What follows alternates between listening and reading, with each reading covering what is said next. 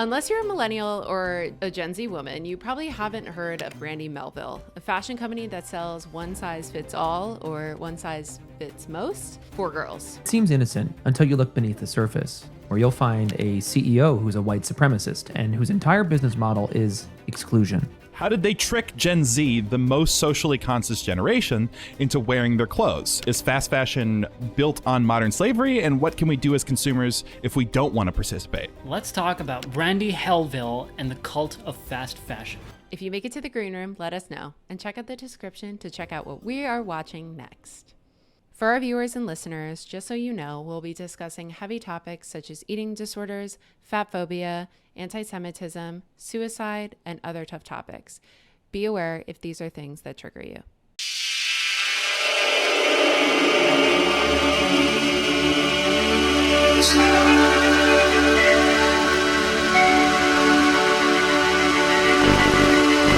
All right, so this week we watched Brandy Hellville. Brandy Hellville and the Cult of Fast Fashion. I'm like, you want to start it over? You want to just go right back from the top? Second take. This week, you don't need to watch any horror movies. No, we're keeping you all don't of need this. to watch any horror movies, Grant. It's just my There face. There we go. So this week we watched Brandy Hellville and the Cult. One more time. Let's do it Remember one more that video time. of me We're messing not up cutting for 10 any of minutes this. straight? Yeah, it was the clip of Katie. We watched Brandy Hellville and the Cult of Fast Fashion this week. And I actually had watched this documentary a little bit before we had decided to watch it and discuss it together. And I was really floored at how much they packed into the documentary. All of these different avenues we went down in talking about Brandy Melville, the company itself, which I was really familiar with, fast fashion, which is something I'm very passionate about as much as I can be as someone who does not have a job and can't spend so much money on nice clothes that are manufactured well, like most people. Yeah, we really kind of went all over the place. The documentary goes and talks about the origins of Brandy Melville, the experience that people had working there. And then we go to Ghana in Accra, where they have the Continental market, which is the biggest market for secondhand fashion in the entire world, and how that is contributing to a lot of pollution for them, backbreaking work for women. And we go back and forth a little bit. We go back to Brandy and we start talking about how it blew up in the US as an originally Italian company, and how it prided itself on being manufactured in Italy, when really it was a lot of Chinese workers and a fast fashion city of Prato, is how they say it. Prato. I'm not good at Italian, but whatever. And how basically it's only staying there manufacturing in Italy because they're based in Prato, but Prato has a history of not having the most safe of labor practices, and what is virtually slavery for a lot of poor workers looking for jobs. And then we get back to Brandy. We're talking about the CEO being really corrupt and anti-Semitic and racist and fat phobic. And how everything sort of blew up with a lot of lawsuits, but Brandy hasn't really faced a lot of actual backlash or impact on their sales. In the end, I really enjoy it when they're talking about the future of fast fashion, how we do have options to recycle a lot of these materials. A lot of companies are working on it. The organization that brought us through Continental Market is doing a lot of work and outreach in Ghana. And how, what was the other thing I wrote down? They're starting to recycle more in Prato itself, and there's a resolution. We just need to buy less. That's just a quick summary. I can do a longer summary, but I also want to hear about what you guys thought.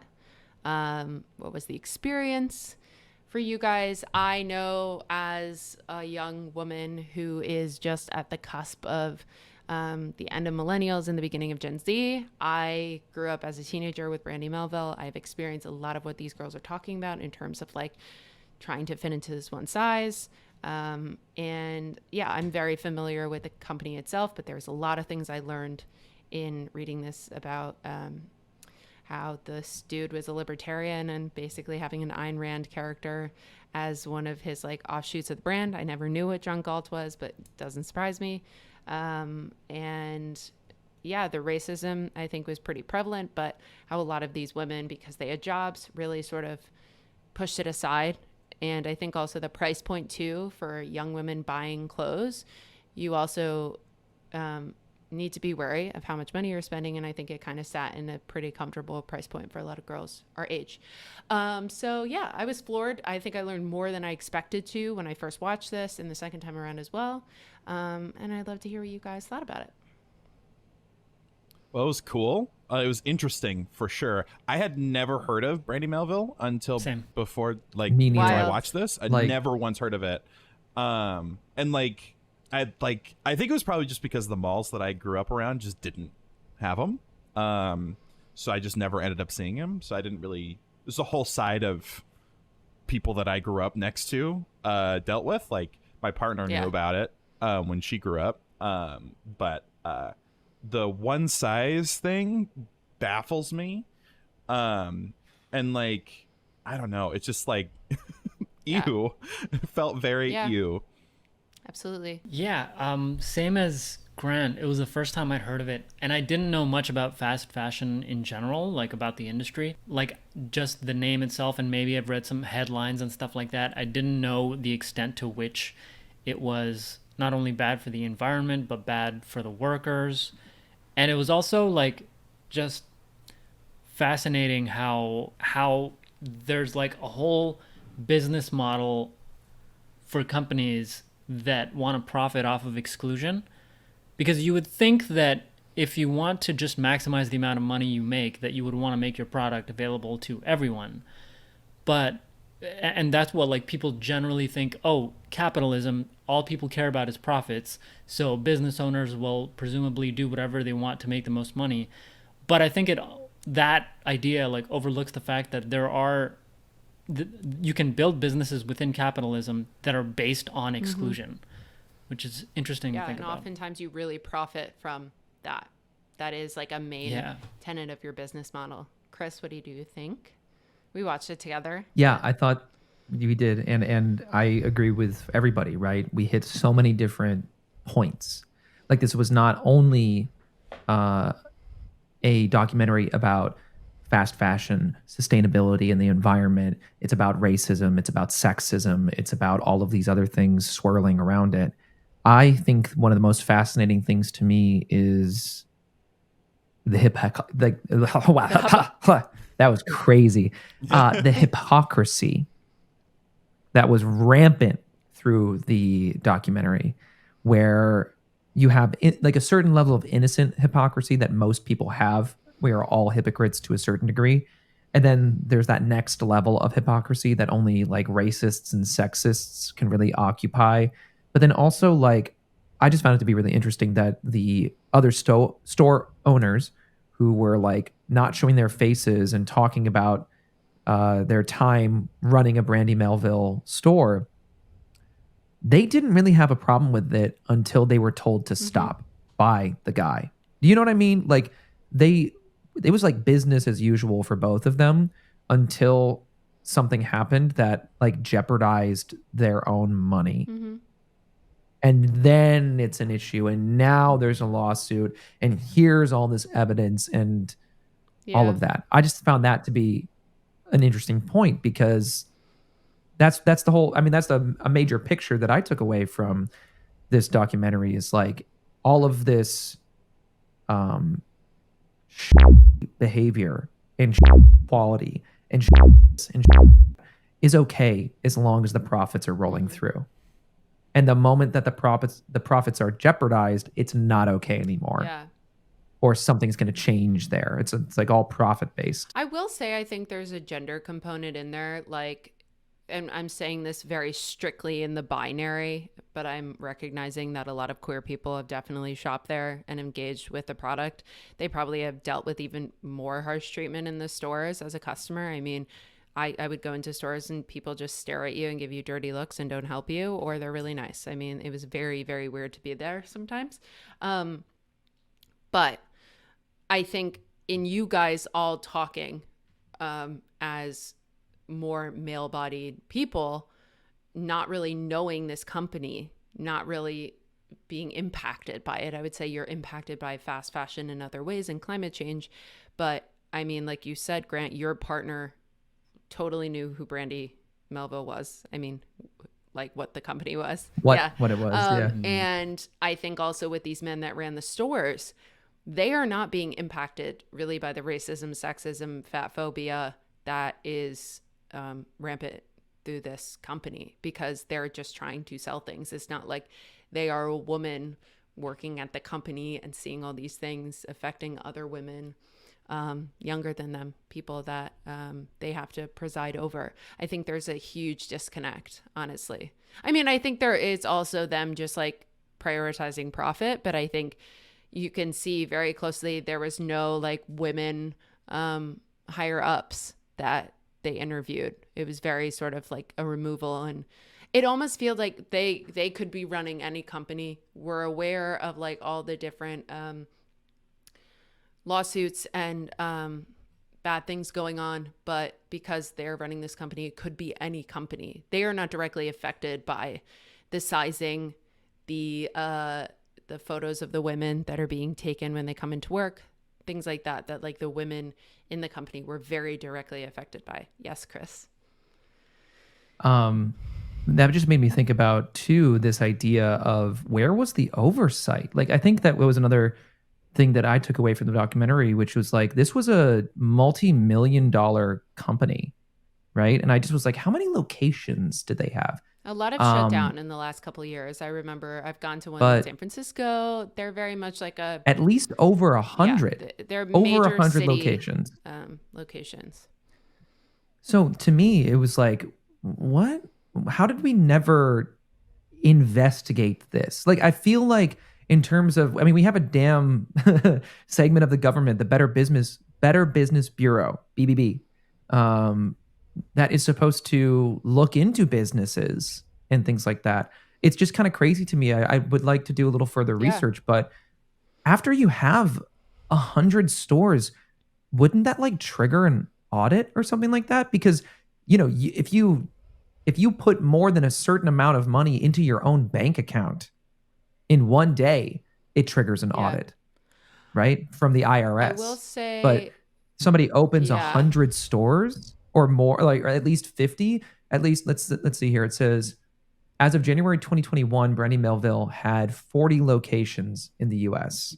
It's like China. I would be, but 97 locations in various countries, and then eventually over 100. But I feel like if it was me and there's like a location or just a store that has like so many different locations, as a governing body, wouldn't we want to look into that? Because there's questions you can ask the IRS to be like, is this a money laundering scheme? Like, what's going on here? I would want there's to be some level of scrutiny for companies that grow. And now you have so many locations. Okay, what does your HR team look like? What does this look like? As the Better Business Bureau, I would be like, how do we make businesses better? and go in and see, like, how are you running your business? Okay, well, there's major ethics violations. I mean, the fact that the dude was able to install a button so that he could like watch reminded me of Matt Lauer and be like, oh my God, that underage girl is really beautiful. The button lights up, click the button, or like whatever, right? Here's my kidding? my thought. I think it's kind of similar to, I think Shein's another company that really deals with a lot of fast fashion issues. I would say they are much less in the world because it's just online only, to my knowledge. It's very low prices. They release probably like thousands of styles a week. There's a huge issue with it. Like, there's definitely fast fashion. It's definitely contributing to horrible labor practices. But I will say there isn't as much of a focus on sizing and aesthetic as it goes for appearance in the store, what a Brandy girl looks like on social media. So I would say, where was I going with this point? But basically, like, I think when people, I don't know exactly what the Better Business Bureau gets flagged with and what they choose to investigate and what they choose not to. But I would say Shein is a company that we are most all aware of, but it has not been shut down yet. And there could definitely be investigations going on. Can I just finish this real quick? But I will say with Brandy Melville, I do think probably part of the reason why nothing was done for a really long time, other than like the mass sort of kind of criticism of companies and people in power in 2020, kind of like post Me Too, but pandemic, when people were sort of calling people out. Like Glossier was another company that was called out for racism in the workplace. I think there's a lot of young girls who are afraid to stand up and need a job, don't really feel warranted to stand up, feel like they might be receiving creepy treatment, but maybe don't feel warranted to actually do something about it and to feel like they have a voice and that they'll be listened to. What were you going to say, Chris? Yeah, just two things. One, I am not in any way, shape, or form placing blame on anybody else other than the owners. And I don't like think that. you are. And also, I'm just like, saying. I think saying, that's my thought as to why this persisted for so long. Because I think when you totally. employ a very young, many of them minors, a very young employee base, there's much less likely that people are going to stand up for themselves, and women as well. I mean, women are notoriously, and also just inexperienced workers in general. Yeah. It's a first job 100%, for some of them, right? 100%. Oh, They know totally. nothing. I'm not even saying from the behavior that was actually happening inside of the store that anybody who was in the documentary was like, oh, they should have said something sooner. I'm just saying from like a institutional standpoint, from a systemic standpoint of the United States, like, think about all the hoops that you have to jump through to like register a business, do this, do that. Yeah. I mean, just paying taxes as an individual is nuts, right? But also think of the So virality, how much they've sold. Not to interrupt you, but like how much they've sold. I mean, sometimes can that blind people to like investigating? Or I think that's what I'm asking is like, what happened here that this company was able to grow to a multi-million-dollar company with brick and mortar locations in the United States and not have any kind of like audit as to like what the workplace is or whatever. And so my second thing that I just want to say, the BBB is a private company. The Better Business Bureau is a private organization. This was like a revelation that Colin, my friend that we visited in Georgia, was talking about. The Boy Scouts of America, or the scouting, they're not the Scouts of America. They're like Scouting America or something like that. No, they're not the Boy Scouts. They're now like the Scouts of America, I think is what he said. No, that's what he was saying too, is that they're not the Scouts. They're Scouting America. But it's also not gendered anymore. It's not gendered anymore. And it's also a private company. That's a for-profit private company. It's not like a non-profit organization or anything like that. And so, people had a lot of issues I just with it because they were like, oh, the government, this is a government organization, blah, blah, blah, when like it's not a government organization. So there was no oversight by the government. Yeah, so the Better Business Bureau wouldn't do jack shit in this scenario. So I guess I would need to do a little bit more research to figure out what government body, if any, would actually do anything aside from like the IRS, because that's internal revenue. Yeah, I guess, but I don't think they're going to be on their radar in terms of like financials. Exactly. That's what I'm talking about, is like the fact that we as a country, or just even as a population of people, don't have any kind of like there are code of ethics. It's, anti-discriminatory laws exist for a reason, but it's interesting that those aren't like triggered until somebody, I have a an private answer citizen. Yeah, go for it. I'll play a clip from the documentary to show you guys, but basically it's because they have some convoluted corporate structure where each location is owned by a different shell company, and then like just the trademark is owned by them. Yeah, so it's easy to sort of destructure it. I remember that. Describing the Brandy business model, it feels like one of those like string boards where you're like trying to connect things and you look like a conspiracy theorist because it is so convoluted. The CEO is usually pretty easy to find from a quick Google search, but for Brandy Melville, there was just nothing there. No mission statement, no explanation at all, like who is actually running all these stores. So as I was digging deeper, I realized each Brandy Melville store is owned by a different shell company, And then Brandy Melville is a trademark that's owned by a Swiss company. So you have all of these different companies. Neutrality. Trying to figure out how to connect them can get very, very confusing. Experts told me that it is probably deliberately confusing. I just thought of something else as well. We were talking about how many of the workers probably wouldn't flag anything because they're young and inexperienced. A lot of times women don't flag unfair practices in the workplace because they don't feel they're going to be believed. But also, if we're talking about one size fits most, the sizing that we're talking about is prepubescent sizing. So we're talking about people who are going and buying clothes and are young and potentially naive, and they're not looking into these things. So that woman, for example, she is an adult woman. She would not be going to shop at Brandy Melville, but she may have the sense to look up what's Brandy Melville about. But the target audience are people who have not gone through sort of the adult puberty part of their lives yet, and therefore the frontal lobe is not fully formed, et cetera, et cetera.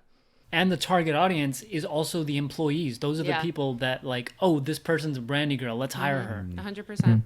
Also, I don't think that I could tell you what I would deem like workplace, like something that's inappropriate in the workplace that's like discriminatory. There's obvious things, right? Like sexual harassment, racist comments, things like that. Like there are very things that are like incredibly obvious and straightforward. It's like, that's not okay in a workplace. But then you can get into that gray area really quickly where it's like something that somebody does makes me feel uncomfortable. And I'm like, should I report this? And then there's a history of HR in America not Doing really anything. being the greatest at like assisting people who work at a company when there's a complaint, where it's like, I actually saw a Reddit post about this recently where a woman like went into labor in the workplace, and another woman was like there for her, like she's like getting her water, like helping her, like this and that. And the poor woman who was going into labor was like freaking out because she has like a history of miscarriages. And yeah, right. And so the woman who was helping her was like, and just started like praying for her in that moment. She's like, okay, it's fine, let's like calm down, let's pray. And like took her hands and started to pray. And then later she was like, HR was like not looking me in the eye while I was like having a conversation with her, or this and that. And then it, there's more context given in the Reddit comments, and it's like revealed that this woman was like, can I pray for you? Like, can I pray? And the woman who was like going into labor just kind of gave her like a weird half glance. And then she just like started to pray, and that made the woman uncomfortable. Right? Because it's, imagine that you're like going out for a work lunch or like a lunch with a client, and they sit down at the table and your food comes and they go, wait, let's pray. It's like, that's not me. Like this is something where you have to keep yourself separate inside of the workplace, but then the lines of being yourself inside of the workplace can be blurred. That's like a very fringe example of this, but it's something like that. Like if I was in that scenario and somebody started praying for me in the workplace, I don't think I would report it to HR. I don't think I would be like, that's fucked up. I don't want to see that in my workplace and like go to HR. But there are people who would, because they feel uncomfortable by it, which is completely valid, right? And the nuances of like a workplace environment can go that, deep. How are prepubescent people supposed to deal with that, as you say, Katie, when their frontal lobe isn't even fully developed? But it's also at the highest level. These are the CEOs. Like if they go to tell somebody, what is going to happen? I mean, they're going to lose their jobs. But there's no oversight with the CEOs, clearly. I mean, if they're sending photos of these girls' outfits every single day, I don't think anybody's checking these people if that's still a requirement. I mean, everything that happens in this, the button, like we talked about, the outfits, like going up to the girls, asking them where they got a pair of pants or a top, taking a picture of them. I mean, ordering literally them. sexual assault. If you guys remember the one New York with thing. the woman who needed a visa or a green card. I always forget the differences. I mean, I think when you're dealing with someone who is at the highest level of your company, like a lot of times it's either they're going to get fired, which we weren't seeing in en masse, I would say, until really 2020, which was sort of like all people sort of confronting racism in the workplace in a bigger way. I mean, not that I believe that this is the way, but a lot isn't going to happen, unfortunately, especially at this company. So it's terrifying. It's really terrifying. Not surprising at all. I mean, a lot of the things, I will say, a lot of the things in the documentary I did know, but the things that were like really stark to me, I think I noticed when I was in the store, the sort of separation of race, like who would work in what places. I think that might have been an experience I have. I don't remember for sure, but that does line up with what I think could happen at a store like that. I didn't obviously know about the photos that they would take of your outfits before, but like the one size fits most, the Instagram stuff. I mean, all of it lines up. The things I didn't know are the more severe things, but yeah, like the anti-Semitism and stuff. I think that's one of the crazier ones for me is when they started to get like public outcry and backlash about this one size fits all monicum. Not monicum. What's the word I'm looking for? When they started to get backlash about the one size fits all but Chris, note or whatever you want to call that. Locate it in the time that it was happening. It was 2020. Oh, no. Let me finish my. Yeah. So what was crazy to me is when they started to get backlash about this one size fits all idea that they had, is that they literally just said the change one size fits most is like, yeah, that to me is like the craziest thing. And that right there should have been like immediate red flags. Like it's like, that's almost like a joke. That's almost like literally the dude just being like, okay, fine, suck it up, right? It's like literally on the nose as like, well, we don't give a shit what you think. I will say as a consumer, and this is going back to something Mo said, is because there is exclusivity going there at like a very vulnerable time, like teenage years, early 20s, you know it's wrong. But part of you is like, I don't want to be the outlier. I want to be the person who fits into this. I want to be a part of this. It's very poisonous. I would say I wasn't as affected by this company as other women, especially people who work there, clearly were.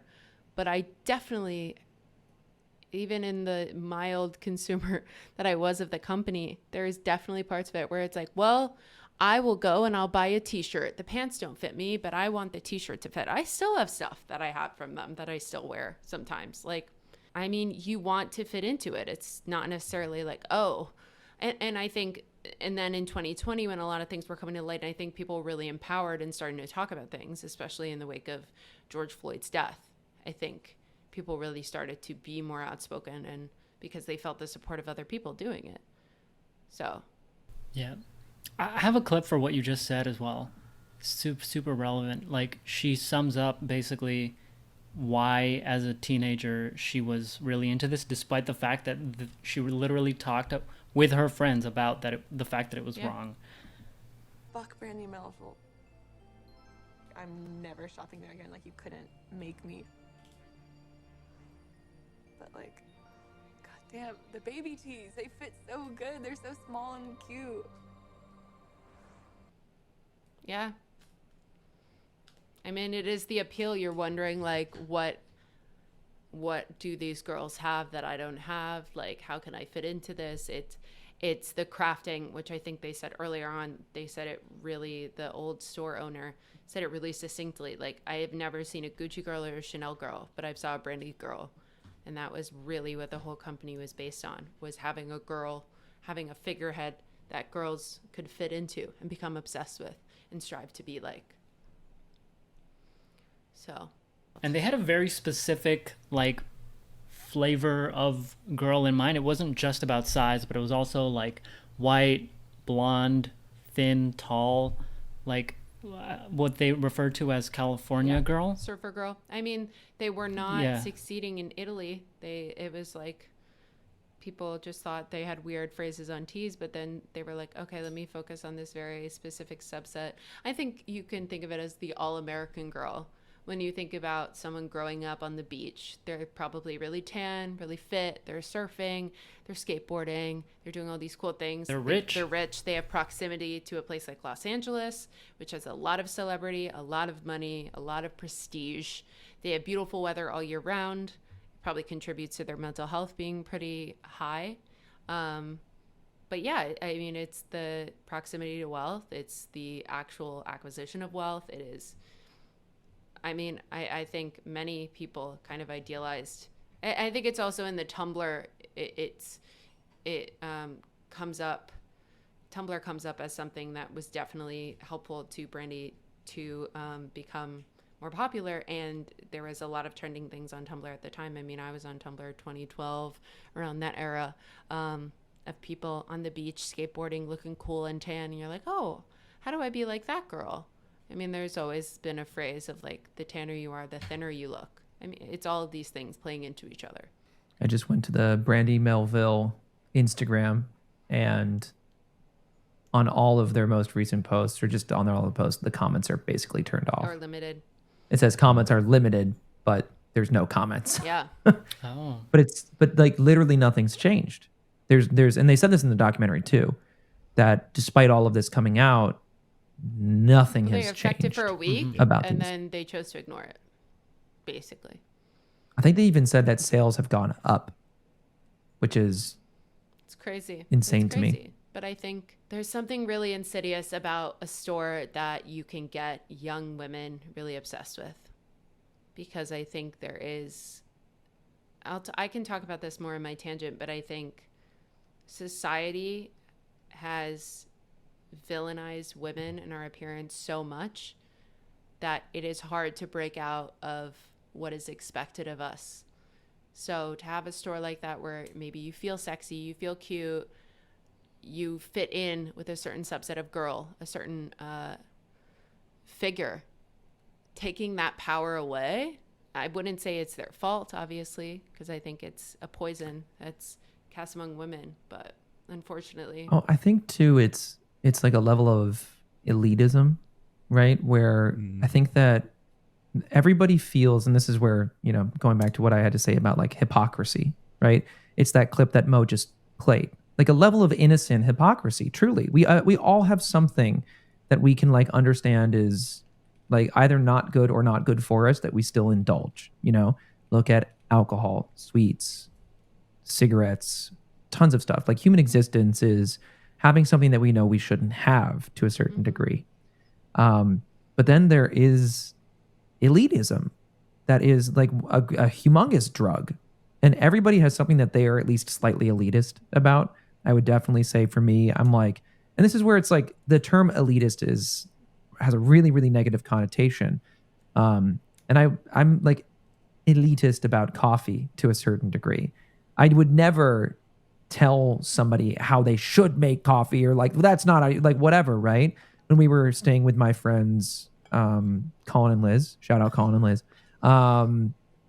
They just drank Folgers coffee and they made it in their, you know, Keurig automatic coffee maker. They didn't use Keurig. That's like the dual thing where it's like a big pot and then the miniature pod thing. It was a really cool machine, but they just made Folgers because they don't care, right?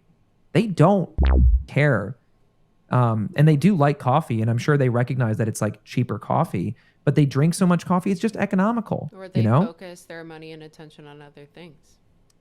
Exactly. And for me, it's like I can actively recognize that I pay more for coffee than most, right? I have an espresso machine. I have a nice grinder so that I can make my espresso. But I buy beans from Trader Joe's, which is like really not that expensive. It's more expensive because it's like whole bean and it's a decent roast. But there's like another level of elitism above me, which is people being like, well, if you don't use beans that were roasted in like the last month, you're making coffee. And that's that's hypocrisy to me, is like, well, you know, it doesn't really to a certain point, you know, it's just, you just are particular about it.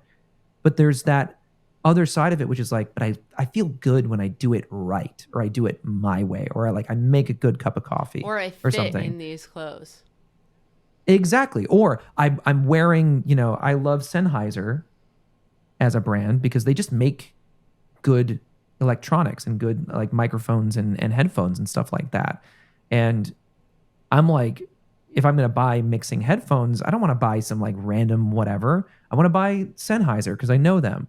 I'm like, I feel good about owning this brand. And maybe that's elitist. Maybe it's just that I know what it is and the quality But I in the don't same think way it's that like, it has the same issue of like, it's wrong when you buy it, because it's not wrong. That's and that's the thing is like, where's the line between having pride for what you do and having pride and taking enjoyment from like your knowledge on a subject or the things that you own or whatever? When does it skip over pride and get into like being elitist, being like exclusionary? it's your ethics. Because like the need for status is like a deeply human ancient thing that we all have, right? And I guess one modern way of expressing ourselves and trying to attain status is by buying the right things, but there are so many other ways to get it. And I wonder to what extent like exclusion in a company, like in whatever products they make, is inherently bad. Like, do you guys think that one size fits all companies should not be a thing? Or like, where do you draw the line? I don't think it should be a thing. I think it's a very weird. I don't think it needs to be Yeah. a thing. Yeah. I think that of all the things that we should be like trying to make more universal, the idea of like a one size fits all, just like unless you're like attempting to make something that just feels comfortable on most bodies, that's different, but at the same time, it's like there's nothing wrong with labeling things with accurate sizing. In fact, it would help all of us if we would just standardize. Or I know we said expand that we them. should stop swearing so much, but like if we just standardize and expand and like make it like, because women's jeans, the numbers mean nothing. They mean nothing. Like a size 32 men means that the waist is a size 32. It's 32 inches, right? But you could go to shop in the women's section and like a size 30 in women's jeans might be like a 40-inch waistband or like a 12. I don't know. Like what's it's the relatively they're standard, all over the but I place. think like there isn't, like you said, a universal sort of like, there's inches, but I mean, I think it's why you can't always depend on size. Like you can't always be a large and everything. You can't always be a small and everything. Things are sized differently. But I think like the issue here is that if it's a one size fits all, it's wanting it to be a universal size. It's wanting it to be something, like you said, that can fit most bodies and have it be like a free sort of accessible item, probably very queer friendly and body friendly. But I think in this way, it's purposefully exclusionary. See, and in that to that point, I think the concern should be less with like a one size fits all and just more focused on like gender neutrality in that way. And the idea that anybody can wear this regardless of how they identify themselves. Like I feel like unisex But I will say, I clothing don't think is like way I don't think better. Brandy Melville cares about fitting everybody, and I don't think they care God, no. about having multiple genders feel, I don't know, confident in their clothes. Comfortable, I think it's a very confident, feminine shape, a very petite feminine shape. I think most of the women who can shop there are prepubescent or very petite, and I think that's what they care about. They care about how girls can become obsessed with things, how we can tend to think past logic and buy things that make us feel cute, that make us feel good in our skin, especially in a world that does not let us feel good in our skin very often and has a lot of pressures for us. But in turn, I mean, feeling good in your skin in Brandy Melville is squeezing yourself into something that may not fit and making you be able to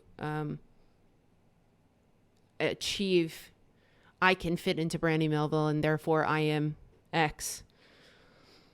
It's a status symbol, I think. In case viewers haven't watched the documentary, we should say like what they say it's one size fits all, but all it really means is that they have like a very small size, and there's a comparison in the documentary where they put it beside infant clothing, and it's smaller than what fits infants. And so, yeah, like it's not like they're literally profiting off of the fact that only a handful of people in America can fit into these clothes, and the ones that can't are trying to fit into them, even if it ruins their health. Well, they were Eating literally disorders. making up challenges, they were trying to make it fun. I mean, like that's not Brandy Melville. The company is attempting to like make these challenges, but as social media does what it does, people are like, "Oh my God, the Brandy Melville challenge! Can you fit into this? Like, can you?" Yeah. That's part of that exclusionary club-based thing where it's like, "Here's the test. Can you, fit into the pants? Can you fit into the Yeah. shirt?" And just as a result, that was causing people to develop eating disorders and body dysmorphia and all these terrible things. Yeah. Yeah, I think. Well, okay. Speaking from a man's perspective, so this could be totally ignorant in some cases, but as someone who's really tall, finding clothes is a struggle. So like for me, like if I find a shirt that fits well, that's like an achievement. Not because it's like I struggle to fit, it's mostly just like shirts are just too short. And then if I want to go to a big and tall store, it's like, okay, these are massive, which no shade to anyone who needs to wear those, but it's like what fits me, and I think what it all comes down to is a little bit of marketing.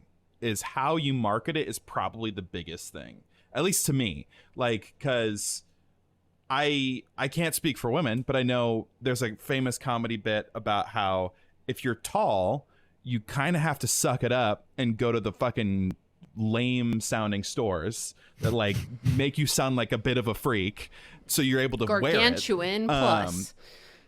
Yeah, right. I am tall. I can say like that. Big Teddy I am 6 feet shirts tall. or whatever. Yeah. I can say this. Okay. So it's like there's like some level of like maybe stigma, or maybe there's some shame surrounding it or whatever. So I think there's merit to targeting a specific kind of person to help them feel comfortable. So like there are different shirt companies that don't be like, we're for fat people, we're for tall people. Like it's for, we want you to feel comfortable. Like if that's the goal, then it probably wouldn't be as big of a deal. Cause like I'm applying this to Brandy Melville. Let's say Brandy Melville like started from scratch, right? They still wanted to make clothes for people who were smaller. But instead they were targeting people saying, hey, if the shirts that you feel good in are the ones that are for children, but you don't want to feel like, oh, I'm buying a children's shirt, you could say, hey, this is for you. Like if you don't want to feel like a child, but you still want to wear stuff that makes you feel good, here's what we make. I feel like that would go over a lot better than going, well, it's one size fits all. So if you don't fit into it, that's a you problem. Yeah. Like that. It's just about the phrasing, I think. I actually, I think that's a really good point, but I think we need to realize two things. I think we're talking about women who are petite. That is a margin of society. That is a smaller group. I would say as someone who is tall, not every store has tall sizing. A lot do, and I will look towards that, but I'm used to not seeing tall lengths in pants and skirts and things like that. But those are a small subset. I think what Brandy Melville is doing is they're crafting clothes for the desired body type of society's norm. Oh, definitely. So it's less like, oh, if you are a petite person, we are the store for you, because they're not trying to make petite people feel accepted. They're trying to make everybody feel like they need to fit into this box. That's one thing. I think two, I think you bring a really good point up about big and tall stores, and I don't think we talk about it enough as a society. But also when we talk about women's clothing, we have to talk about hormonal changes as you get older. You have to talk about your hips getting larger and your thighs getting bigger and your stomach potentially getting bigger and your breasts getting bigger, which I think a lot of times when people end up in the throes of an eating disorder, sometimes that is trying to counteract what their body is doing as someone who is growing up and changing hormonally. A lot of people lose their periods and grow hair on their arms because they are trying to work against what their body is trying to do to keep them safe, to have them age in a way that actually corresponds to their age, their body's age. But a lot of times we see with eating disorders, people are really actively trying to work against nature. And I think Brandy Melville is promoting that. I think like if someone's thin totally. their whole life, has never had an issue with their body, maybe can eat whatever they want, works out or doesn't work out, whatever it is, and they fit in Brandy Melville and don't have an issue, fine. But I would say the majority of people who shop at Brandy Melville are people who are desiring to be part of this subset of people or want to maintain their status within that group of people. Oh, absolutely. And I'm not saying that Brandy Melville is doing anything Oh, good. no, They're I know not. you're not. I'm just saying, talking about your point, I think it all makes sense. But like, I think if Brandy Melville went out to become a petite friendly brand, it would obviously be a different ball game. But unfortunately, it's the flip side. Mm-hmm. It's how can we make all people want to feel like they are part of this small elitist group, which is thinness, which is something we have promoted within society for many, many years as the ideal. Absolutely. Which I think it would be sick to have a petite friendly brand. I don't think there are enough petite friendly brands. And obviously we see a lot of body positivity coming into the fold. I think, unfortunately, we are sort of seeing a rise of heroin chic again with the Kardashians losing a ton of weight in a really sort of drastic way. I mean, that's just come back around as trends do. But yeah, I don't think we see enough of petite friendly clothing. Yeah, and like the question was asked about like where's the line? I think that it really is the marketing that's the problem. Like because if Brandy Melville, like I said, like changed their messaging, it's not about like we're excluding people. We're saying we're trying to help people find something that they can feel comfortable in. I think that's probably my line. Is if we're targeting people, but we're targeting them to help them feel comfortable, then that's different than what Brandy Melville is doing, which is going, look, this is just the ideal. And if you're not in it, you need to do whatever you can. Like that's the practice, is to make girls feel like they're not good enough, which is not what we should be going for when it comes to targeting an audience. It's a status symbol. So yeah, that's all I meant to say, is that's where my line is, I think. I'm not disagreeing with you. I agree. I think it's just, and this is Gomo. This is fun to discuss because it's such a like soft, abstract thing to do. Of like, who do you advertise to, and what kind of message are you allowed to say to them? How do you enforce that? Would you have someone from the government go and look at these ads and be like, "Oh, this is kind of unethical," or like, do you have any ideas on how you could even like enforce that in a society? I mean, see, it's like, what I would say is like, if we have figures on public health, you know what I mean? Like the EPA and the FDA and all these federal agencies regulate what you can and can't be done in certain sectors, right? It's like, I don't know, the FDA, or actually the Alcohol, Firearms, and Tobacco, ATF. yeah, it'd be AFT. You know, they say AFT, ATF. I think it's alcohol, tobacco, firearms. ATF, Bureau of Alcohol, Tobacco, Firearms, and Explosives. Like we have these things to regulate things like cigarettes, right? A cigarette company cannot market and be like, this is good for you, right? But are they allowed to like run ads still? Hold on. It's actually really funny that we're talking about this, and eventually I can get into my tangent, but which is part of my tangent, I've been reading this book called Dead Weight, Essays on Hunger and Harm by Emmeline Klein, which has come out in the last year.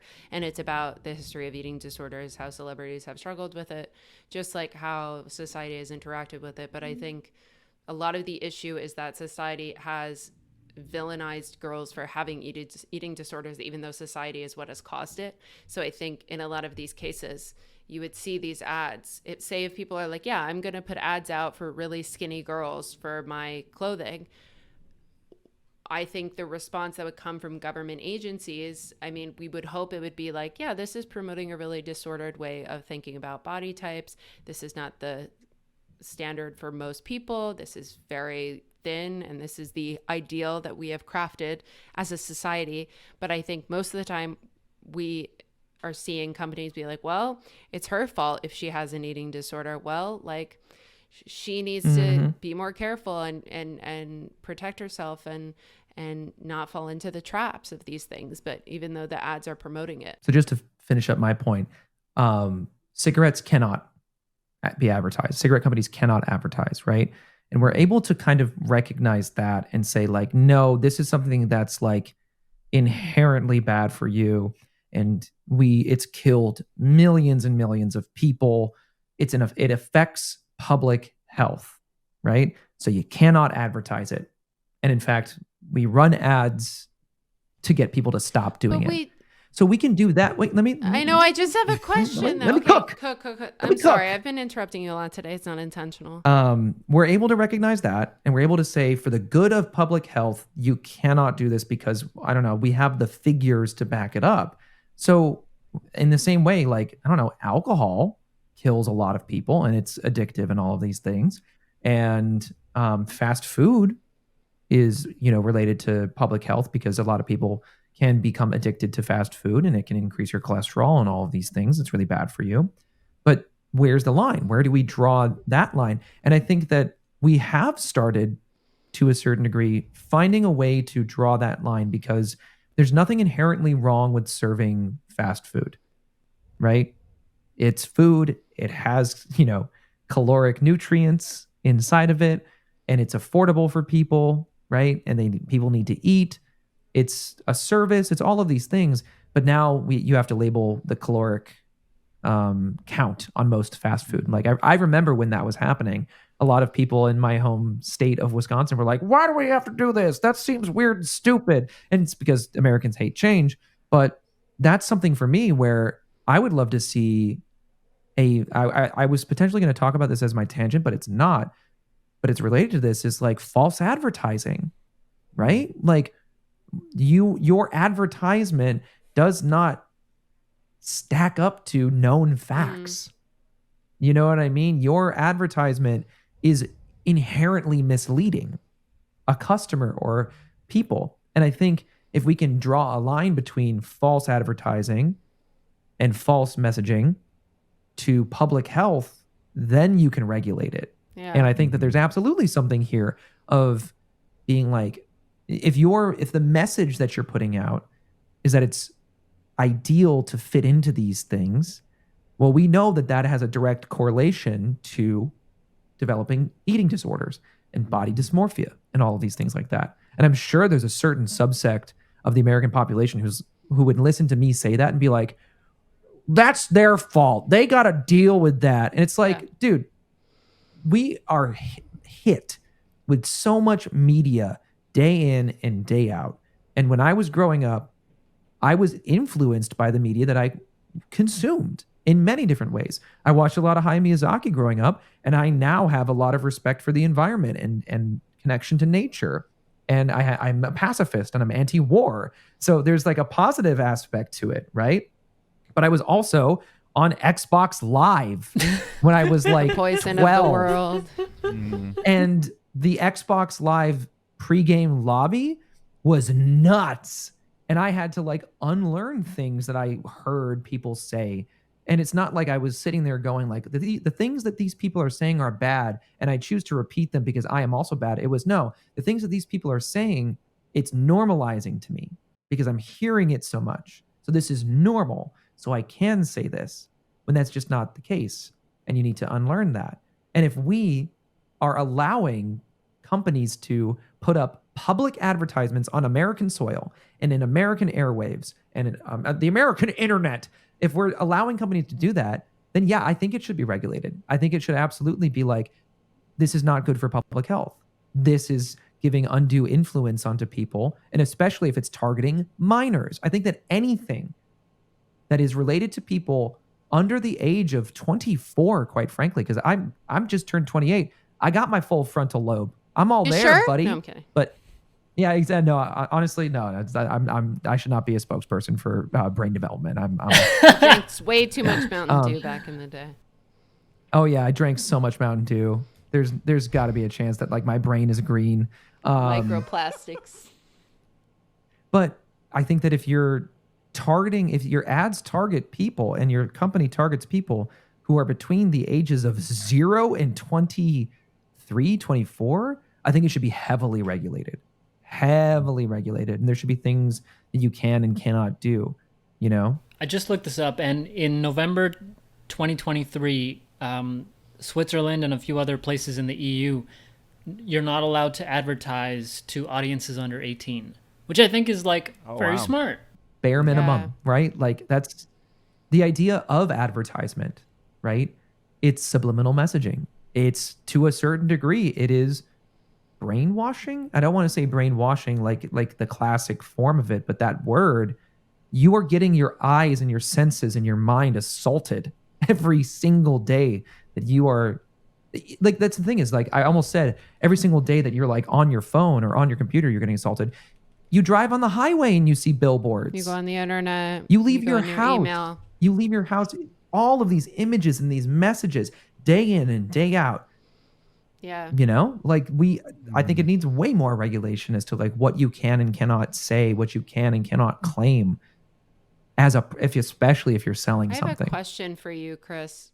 This was my thing I was going to say before. When it says you can't advertise cigarettes, what is their exact wording on that? Because I've seen advertisements for cigarettes in magazines. Ooh, maybe it's TV ads or like, something. That could be. Is there like some sort of guidelines on where you can advertise? I also think like Mo, going back to what you're saying, Here we go. is No, like I got it. under 18, you can't advertise to people under 18. I mean, like, how are you going to block that on televisions and different sites that like everybody has access to and you don't really have an age limit set? Advertising cigarettes on radio, television, or other media regulated by the Federal Communications Commission is illegal. So yeah, I've seen them mostly That's in why. magazines. That makes sense. FCC doesn't handle those. Nope. Interesting. Should we start going into tangents? Yeah, Oh, I think. go Sorry, Grant. I had one extra thought about that. Go, Grant. I think it probably should, considering the negative effects it has on people. Definitely. I think as just a thought as to why it maybe hasn't yet, is I think the struggle with regulation. What's easier about regulating advertising to children, like under 18, it's easier because a lot of people already feel really protective of their children. So it's like these are people that can't defend themselves, like that are not able to fully protect themselves when something happens. So like that is a widely agreed upon thing, that people aren't able to protect themselves when they're below 18. But I think when you start going into stuff that's maybe a little bit more abstract, that maybe doesn't have a direct cause, but is a big contributor, it's harder to justify legally at that point. And that's what the problem is. That's probably why we haven't gotten there yet. But I think the more stuff like this happens, the more research that's done, the more documentation we have, more research that's done, and the more legislation that's put into place, the easier it will get. But I think probably the biggest factor, like you said, people are probably going to be saying, well, I mean, that's their fault. Like, that's their deal. Like, people will say that. And that happens with any mental health thing. There's a huge stigma still in the legal system about mental health problems, because the part is that people are different. So you can't just say, oh, Brandy Melville's a thing, so every person who interacts with them gets an eating disorder. Like, if that were the case, then the legislation would be on it like that. But the problem is that because it doesn't, they can't go, well, technically it could have just been a coincidence, and so they won't regulate it. So that's like the tough part. And I want there to be more information out in law for lawmakers going, okay, well, first of all, they need to know what ACEs is, adverse childhood experiences. That's a really important psychological term that legislators should know. But what kinds of things are actually dangerous for the people that, like, it doesn't matter if they're adults or not. Like, that kind of stuff needs to be there. And I think it will, with the more, like, the next generation is really caring a lot about mental health. So it'll probably get there, but it might take a while. It's interesting that you say that. I can go into this with my tangent, but this is partially eating disorder related, because I've been reading this book on eating disorders. Is a lot of times people cannot receive treatment for something like anorexia if they are not within the guidelines for anorexia in terms of weight. Like, literally, they will be like, you don't have anorexia because you don't reach the certain weight limit. And in the book, they give examples of people trying to lose that weight so they can start to get the treatment they need, which is so if you sorry for my cursing, Oh but my think about it. God. It's like someone who really desperately wants to recover or not. Maybe they aren't ready to get recovered, but they push themselves to the point that they will be realized as someone who is suffering from anorexia. There's a whole section in this book, which I'm not even going to go into in my tangent, but how anorexia is seen as a noble eating disorder as well, and binge eating disorder and bulimia. Binge eating disorder is villainized the most because people are like, oh, they're out of control, it's disgusting. Well, anorexia is literally sort of like there's a section where they talk about it sort of being related to like a religious high ground or moralism, because some saints used to do that for God. They used to starve themselves for God. But yeah, basically like, and I will get into this a little bit, but Black women are never really believed to have anorexia as well. There is a different, I guess like across the board, we have seen Black women who are curvier most of the time. So people have a hard time believing that they will even have anorexia, and will diagnose them improperly with a binge eating disorder because they don't believe them. And people who have anorexia are of all different sizes. You could never know, but they think that because treatment is so expensive and insurance companies have to pay it out and to help with it, they can say to you, no, you're not anorexic enough to get treatment. It's lovely. Wow. Cray. Yeah. Cray. This it should not even be counted by BMI, to be perfectly honest. Absolutely not. I remember learning about eating disorders in psychology, because like bulimia and anorexia are defined primarily through purging. That's like the only differential there. And I remember, I honestly, genuinely, I have to look this up. Like, I do not remember there being a weight requirement in the DSM itself, but it could be a requirement for insurance, which is really fucked up if that's the case. Because insurance, like I said, it has to pay out so much because these treatment centers are so expensive. And if you think about it now, it's literally an industry. I mean, it's the same thing with opioids, like going through addiction recovery. It's an industry now. They're betting on people relapsing so they can make money off of these centers. You should read this book. I think you would enjoy it, especially with your studies, Grant. But yeah, you have to reach you have to be a certain amount of underweight in order to qualify for this treatment, because the insurance company is like, well, why would we pay for it if you're not actually anorexic? Not actually anorexic, obviously in quotations. Yeah, it's maddening. It's maddening. This book has crazy stats that I was learning about, that I was saying to Chris too. And it ties in a lot with racism and sexism, eating disorders. I wanted to get your reaction to a clip, and it's related to like how naive the kids are. Specifically in this case, it's about the employees. Yeah, they are. They're literally kids, dude. Yeah. They're It's children. wild. Here we go. I just wish someone had kind of like stepped in and like made us realize like this isn't okay, this isn't normal, this isn't how jobs are supposed to be. Yeah, What's your reaction to that? I agree with her. I think I can that's tell you my mom's reaction. what's your mom's reaction? My mom's reaction right out of the gate was like, your parents. Oh, That was my Your reaction parents Dude, should too. have yeah. said that. I thought the exact same thing. I was like, my Okay. brother in Christ. Hold on.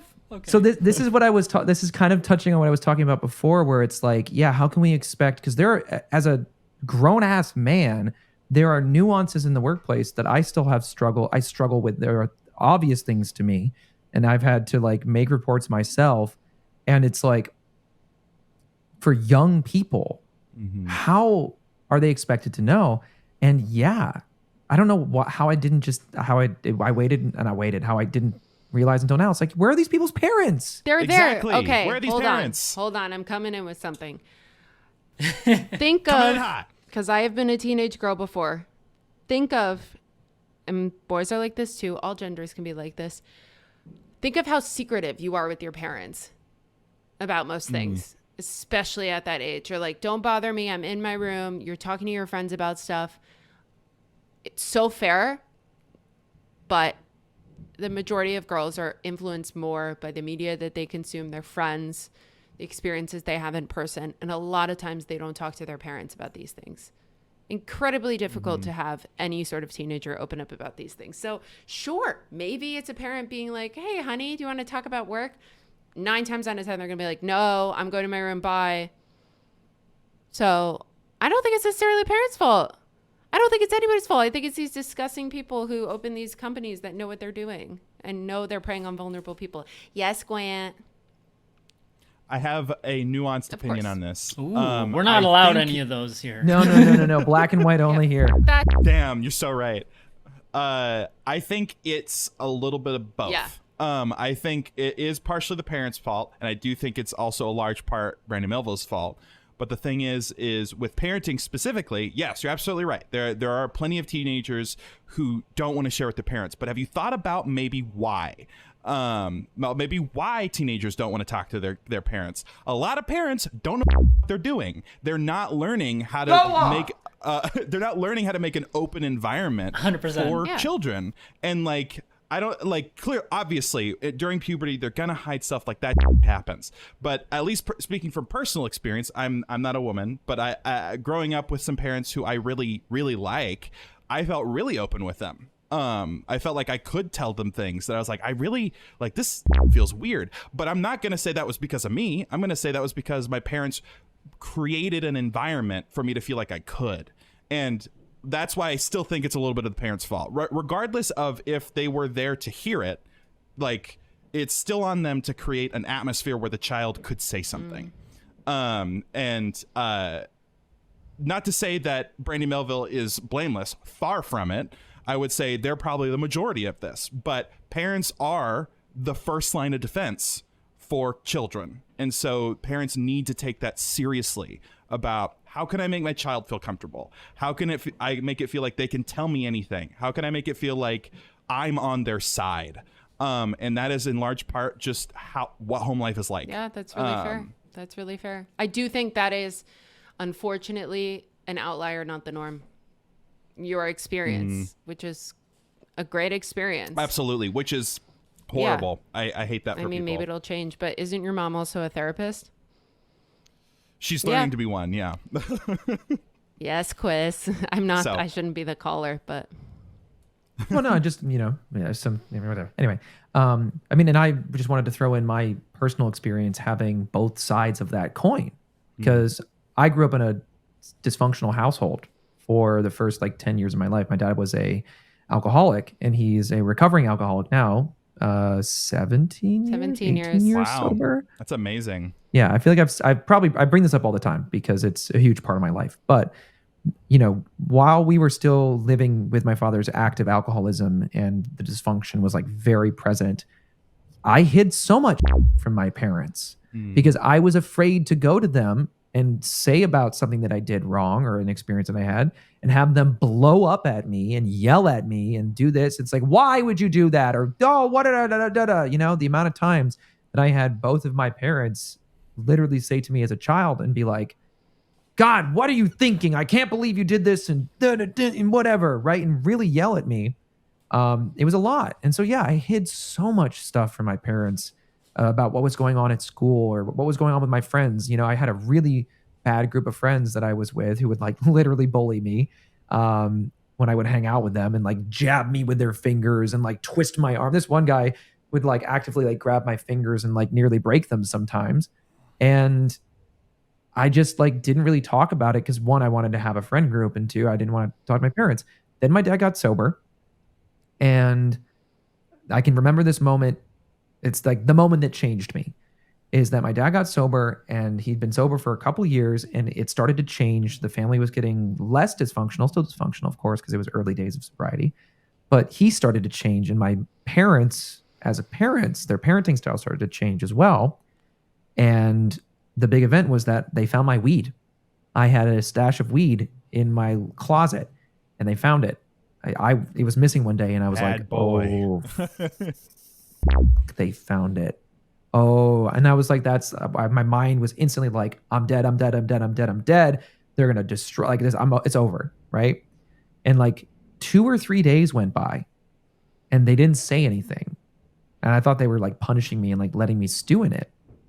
And then they sat me down, and my dad was like, "So obviously, you know why we're talking to you."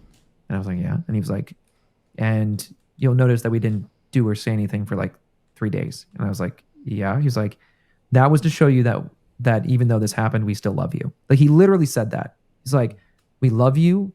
This isn't going to change anything. But now we want to talk about why. Where did you get it? All of this. And they're like, why do you feel that you need to do that? And it's just like the parenting style completely changed. And they're like, well, we still love you. And we're not going to sit here and be like, we never did anything like this in high school ourselves, right? Because that's hypocritical. But suddenly I felt that I could go to my parents with anything that I was having an experience with. And I stopped hanging out with that friend group as a result. Like within like months, I was like texting my parents about it and being like, I don't want to be hanging out with these people anymore. So it's huge. It's everything for children to have parents who create an environment that it's like open for discussion and open to talk about. Yeah. Now more than ever, it's important for that because there's just so much like Brandy Melville that is damaging that parents need to be aware of, and then they can make the moves that need to happen so that it doesn't happen anymore. Social media, YouTube. I mean, like the alt-right pipeline is real and it's active on every single social media platform. And I think that parents need to be aware of that and need to be like, what is my kid watching? And what does that mean? Because it's also memes, it's jokes that then lead down this dark trail of memes to alt-right forums and things like that. But parents need to be aware of what their children are doing and watching on social media and YouTube and Instagram and all those things. Brandy Melville might be one of those pipelines. Exactly. I mean, you look at the messaging, all the Ayn Rand stuff, and the fact that they're like the what's his name, Stefan, is basically a white supremacist, although they didn't use that word in the documentary. All that stuff is like infused into the story. It's like subliminal messaging that all these girls are getting, and they might not even be aware of. Yeah. Yep. That's so wild. That's so true. I think we should go into tangents. I am happy to start because mine is very on the topic of eating disorders, as I've mentioned. My sort of thought coming out of this documentary was, in reading this book at the same time, not intentionally, that I was talking about, which is Dead Weight, Essays on Hunger and Harm by Emmeline Klein. A lot of the girls seem to find themselves in this moral gray area. And I wrote this separate to what Grant was saying, so this is not me harping on what you said. But should we be a part of the Brandy Girl cult and retain our jobs that pays our bills, or turn and quit, leaving the fat phobia, racism, and the other failings of the company behind? I don't think we should be looking down on these girls who are perhaps in a morally compromising job, especially young women, which I think some people can. I think they look at people with these jobs as like, why did you stay? And it takes a lot for people to quit their jobs and to stand up to people. Oh. Yeah. That actually goes into my tangent. Fabulous. I'll Okay, let cool. you keep going. So in the book that I'm reading, it talks a lot about eating disorders, including the author's own experience and that of celebrities. And there is a section that talks about how racism, patriarchy, and diet culture all intersect, which I think we're also seeing at Brandy Melville very perfectly. It's very similar, where diet culture, racism, literally separating these girls who work there throughout the stores, and patriarchy, run by a man who is being extremely sexist and disgusting and libertarian, but that's another point. How they all intersect at this one store. Eating disorders are similar. Often Black women are not believed when they try to get a diagnosis of anorexia, as they may not look anorexic, like we were saying before. So they are improperly diagnosed with binge eating disorder, or BED. Eating disorder specialist Kelly Ruggles is quoting in the book by Klein, saying that eating disorders are a social justice issue. Klein goes on to say there are diseases that emerge at the intersection of racism, patriarchy, and diet culture, where food deserts, food swamps, blind spots in healthcare, and fat phobia foster an epidemic and recast it as an entire population's moral failing. So I think where we kind of are intersecting here with, obviously eating disorders are something that people in Brandy Melville experience, and we saw a lot, is that I think these girls are cast as the villains in this story. I think we can recognize that they're not necessarily the villains here, but why are you continuing to buy Brandy Melville? Why are you continuing to work there? Why are you dealing with all these racist and patriarchal things that are going on in the workplace? A lot of it is because society has told us to suck it up and deal with it. The book also compares eating disorders to addiction. And the quote is, when we believe we are sinners and criminals who deserve to be punished because we are out of control, we don't demand change to any of the underlying structures that are actually out of our control, controlled by corporations. In its current iteration, the addiction model still makes us blame ourselves and then retrofit our stories into some fictional hero's journey of abstinence and discipline over the consumption to consume. And I think it's funny because Klein talks about the internet and the experience on the internet, where I think a lot of people, she talks a lot about how there's different forums and websites where girls were teaching each other basically how to have an eating disorder, not only sort of becoming each other's lifelines and sharing experiences, but also just like in memoir sharing and photo sharing and experience sharing on sites like Tumblr, but even in like print. Girls were teaching each other how to have these disorders. And with Brandy's virality on the internet, Klein talks about the internet as a place where she learned to ignore context, which I think is super important when we talk about something like Brandy Melville. And it's very similar to the entire scope of eating disorders. It's funny, it brings up Plato, Augustine, and Descartes. They often talked about transcending the dichotomy between mind and body, which Descartes called dualism, was humanity's ultimate challenge. Quote, men who control governments, politics, land, and culture want to control themselves too. They do not want to feel anything they didn't plan for and can't contain. In their quest to unshackle mind from body, the philosopher kings needed somewhere to trace their disgusting, desirous urges back to, a vessel for shame and blame. So when it talks about these urges, it's talking about urges for food and for sex. They found one in a figure they saw as the epitome of the bodily, a sexually receptacle that also offered food, woman. The gender binary propped up the mind-body binary, coding control, discipline, and intellect as masculine, when the feminine coalesced around leaking needs, oozing urges, and flowing emotions. And while these men couldn't always control their urges, they could certainly control women. This ideology links the appetite for food to the appetite for sex and ties both to the sin of gluttony, all while casting women as far less able to control those urges than their male counterparts. So when we're talking about things like eating disorders, unfortunately, a lot of what we're talking about too is people dying because they're destroying their bodies.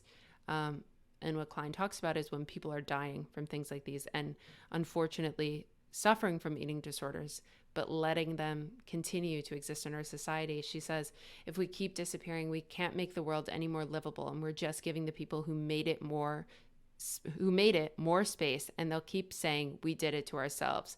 And like we were saying before, many eating disorder patients, they're villainized, but they're also taught in treatment to distrust their mind, which I think Brandy Melville employees likely are also told to distrust their mind and ignore things that they see as weird because they're receiving money. They're with other girls who are told, yeah, we just turn a blind eye to that when that happens, which is incredibly invalidating and isolates them from others in treatment. Is this happening to you too? Is often said in eating disorder treatment centers, as I think it has been said in Brandy Melville. So that was sort of my tangent. No, absolutely.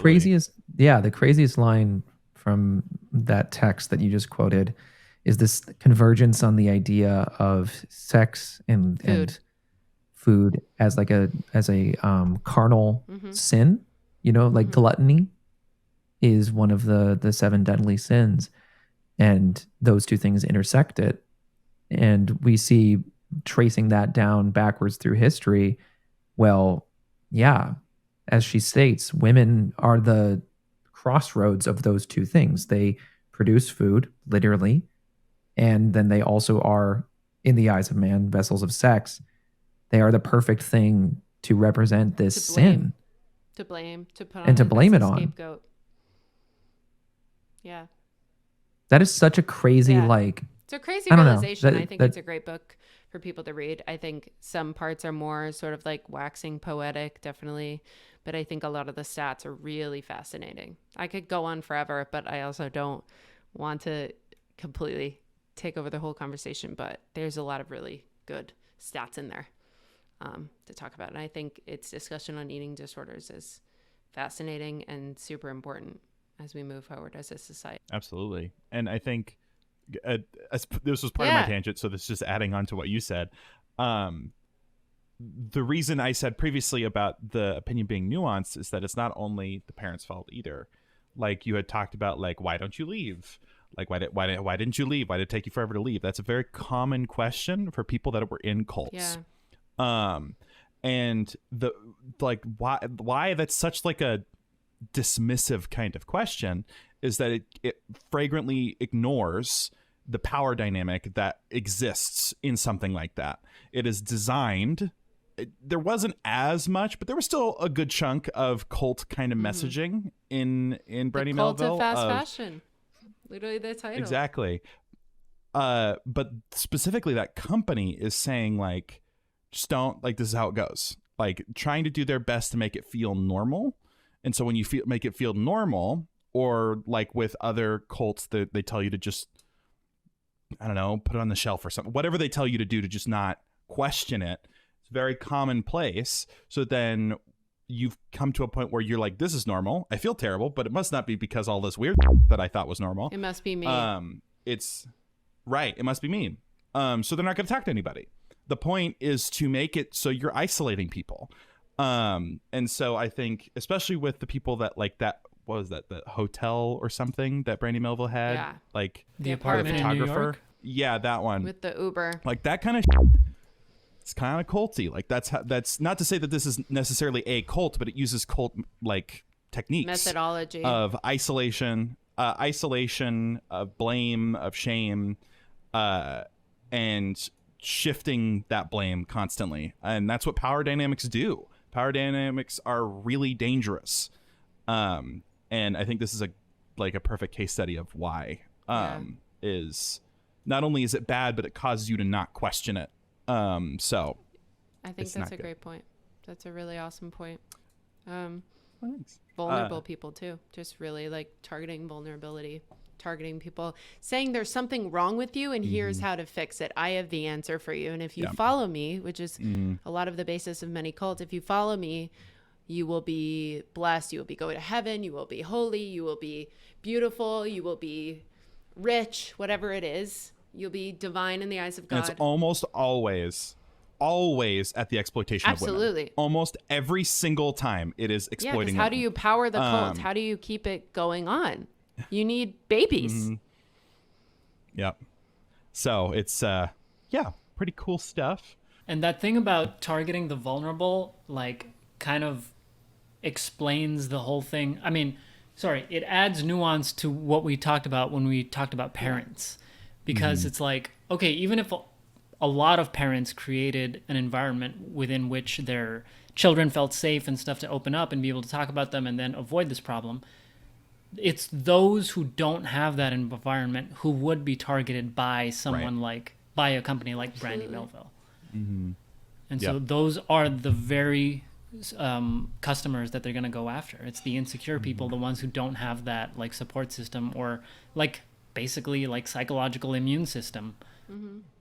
Yep, absolutely. No, you're 100% I think it's beyond right. that It's about too, targeting though. the vulnerable. I think it's beyond. I think it's girls are vulnerable growing up. You could have the best family life and you're still vulnerable to wanting to fit in, wanting to appear a certain way. Maybe you've evolved past that. I mean, some people can go through school and have a really strong sense of themselves and confidence, but I mean, you could literally like roll out of the best schools, the best family, have an incredible support system and still feel like you want to fit in. Yeah. Children are vulnerable by nature. And so when you want to target an adult, if we're speaking from the cult's perspective, if you want to target an adult, you have to target somebody that's vulnerable. Because if they have a strong support system, it's not going to get them anywhere. But if you have a child who is told to trust adults, then they're already vulnerable for this kind of stuff. That's why it's not solely on the parent. But of course, they can help by asking, by what's the work environment like, and not even going like they're doing something wrong. Just going like, just whatever it is. That helps. But it is truly exploiting the vulnerable. That is what's so cool about cults and things that use mechanics like it. I know. But shifting, because I had a two-parter, this separate, shifting away a little bit from the heaviness of that, this also talked a lot about how like fast fashion kind of like dumps like a lot of clothes where Ghana Yeah, is in that where Accra. yeah I had a question of like, okay, so clearly we shouldn't be producing as much clothes just in general, obviously, but even with that approach there will still eventually be an overwhelming amount of waste. So my question is for you guys, because I don't really know how to do anything about this, like what are things that can be done? Like how do we recycle clothes and such? Go, Chris. Christian. This goes like literally into my tangent. Fabulous. Perfect. Which is this idea of sustainable consumerism. And the problem is that the two do not mix. That's the Literally, problem. Sustainable is that consumerism. it's oil and water, because we have lived in a world in which we have been consumerist for years and years and years and years and years and years, right? There was a period of time where, yeah, you built things that were designed to last and you bought things that were designed to last. But because of capitalism, we started to do away with that. And it became this focus on increasing growth, increasing this. And as a result, consumption increased. So for my tangent, I just want to talk about what it means to be somebody who is a sustainable consumer. I'm just going to show a little headline from the New York Times here. And I just want to see how everybody reacts to 12 this. million And can you read it for audio listeners? For the audio listeners, stop, come watch it on video. Assholes. The New York Times says increasingly renters and homeowners are opting for fast furniture. It's no longer just fast fashion. It's fast furniture, and they don't keep it for long. Each year, Americans throw out over 12 million tons of furniture, creating mountains of solid waste that have grown 450% since 1960, according to the That's EPA. crazy. But I'm not surprised. What is that? Okay, yeah, right? We're not surprised. I think there's because a that's huge problem too. I think I mean, in the article, it showed Wayfair front and center. Wayfair is very similar to something like Shein, where people are literally basically in slavery making these items, and then they're sold at cheaper prices. But I think also the problem is a lot of people in our age range, I mean, their 20s and 30s, people don't have the money to spend $2,000 on a couch. People don't have the money. sustainability is not sustainable for consumers. Yep. We are not the root problem. I would buy a nice couch that I know is going to last for years and years and years. I would buy a nice desk that I know is going to last for years and years and years. I just took, this is a great segue here. Headphones off.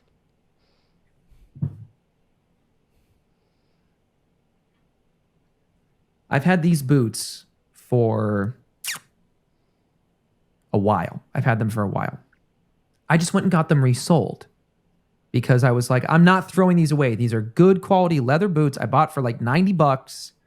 And the only thing wrong with them was that the soles were getting really worn down. So I took them to a cobbler, and for $90, for the price that I bought them, they're brand new again, essentially. Right? But there was somebody else might not do that. But that's like a completely different topic about like education and stuff like that. The problem is to get something that's going to last, I might have to pay double that today.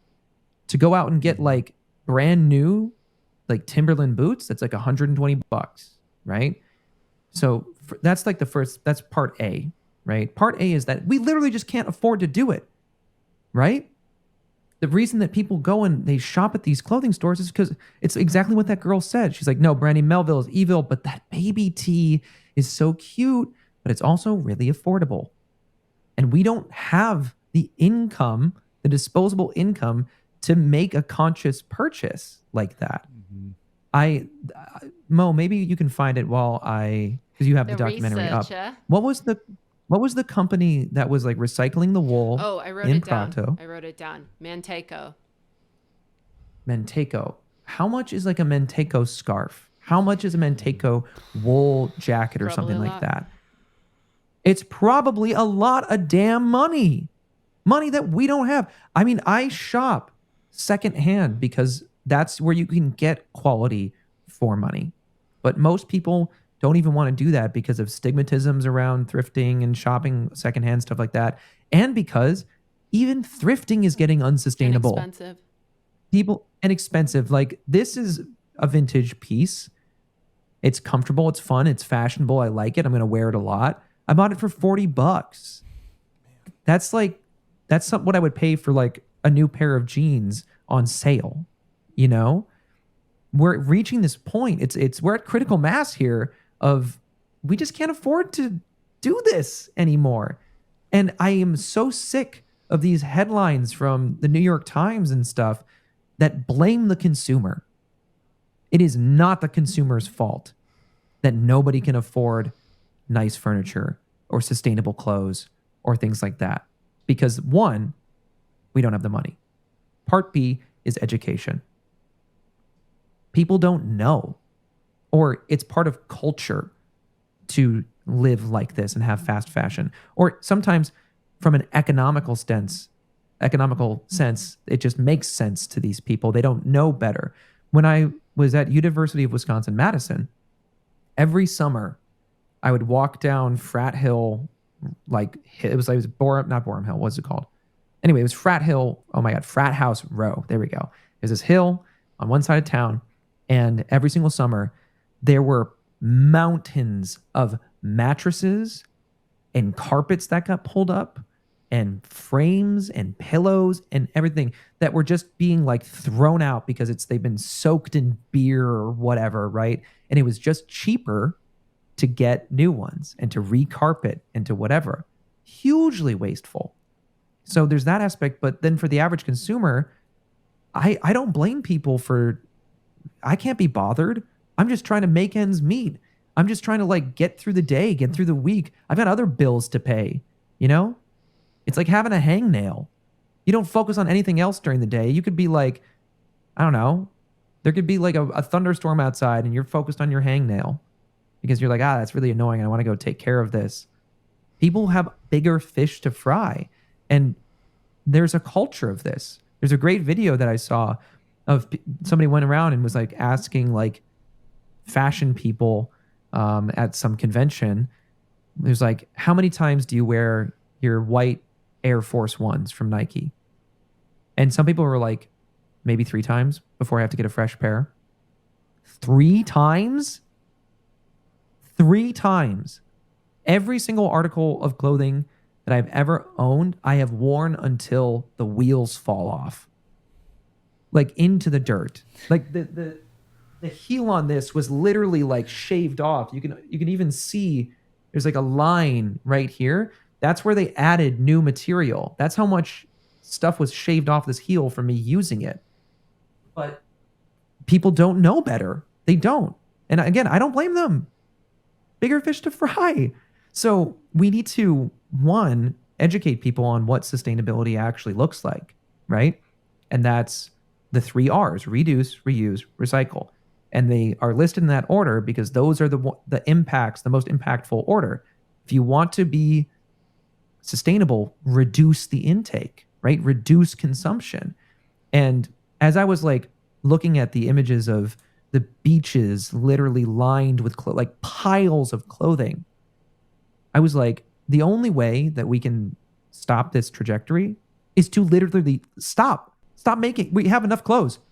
We have enough clothes. We have enough clothes to recycle all of those clothing, all of the pieces of clothing in Ghana, and make more out of that. Like, that's the answer, but it's not going to happen for many different reasons. And that's because regulation. It's not subsidized. Yeah. Right? And there's still exploitation, like what we saw in the documentary, making a lot of money off the backs of exploited workers. So in terms of being a consumer and being sustainable, you literally can't. But I don't want to sit here and be like, it's the consumer's fault. It's not. It is absolutely not. It is on these corporations and our government and our governing bodies to do something about it and to subsidize sustainability and educate people about sustainability and what that actually means. And yeah, no, you like, and also the culture needs to change. You don't need 4 outfits for every day of the week. You know what I mean? Like there was a time where when your grandfather passed away and you got like his nice coat or his nice hat or his nice tie or his nice belt or whatever, right? It was like to get that was a huge deal because they spent a lot of money on it and people didn't have like a lot of outfits. So it's like a new piece of clothing, right? To get a nice coat, a nice pair of shoes, a nice pair of pants. It was everything. But now you can just go to Primark, get a fashionable thing. We need to normalize like what they do in anime, where everyone just has one outfit and they Like wear it the Doug. entire life. Like Doug, what's the video of Doug where he like pulls out the same outfit out of his closet? I mean, he has multiple of them, but it's the same outfit. I wanted to add in, Chris, too. I think you're totally right. I think, and you did touch on this a little bit, I think part of it too is the post-industrial revolution of us being like, just because we can make it means that we can have it.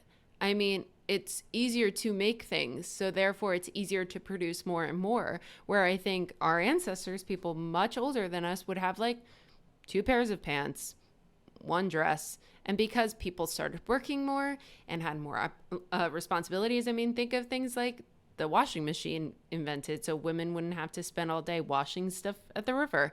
More clothes, so you wouldn't have to be doing laundry every day. I think part of it is that we have learned to consume the amount that we consume. I'm definitely I wouldn't say a victim. I'm definitely someone who consumes way too much and orders way too many things online.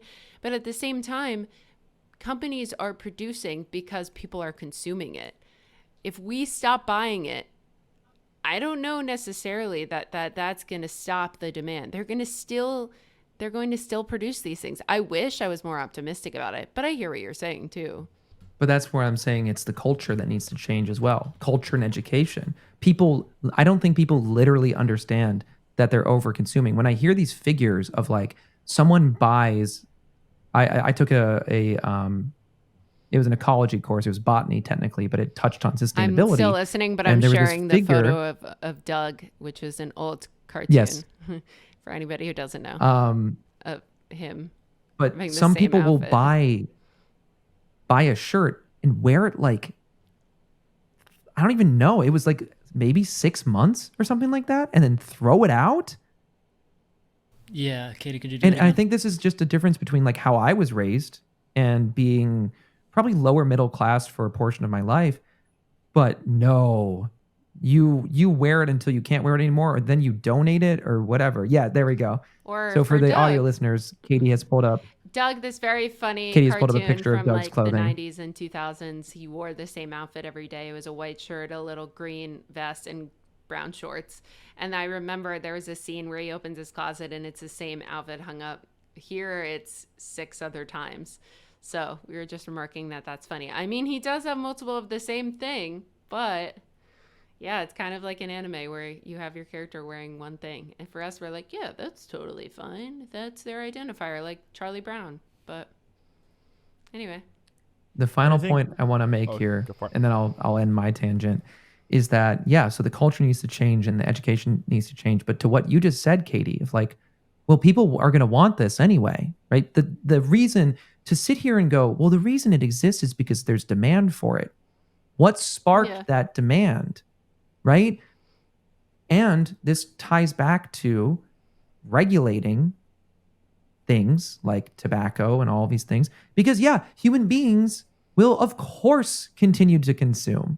So it is up to the powers that be and the governing bodies to be like, hey, so we ran the numbers and cigarettes are bad for you. So we're going to regulate them and specifically stop certain people from being able to just purchase them outright. And also you're not allowed to advertise for them anymore because it's bad for you. It's killing people and whatever, right? We have a duty to our public to help them.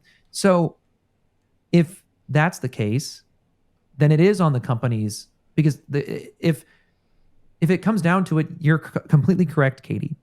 People are going to continue to consume until there's a culture shift, an education shift, or a literal decrease in production. Or we can't Because if you produce. decrease- we literally run out. Or we literally can't, which is also a very real reality.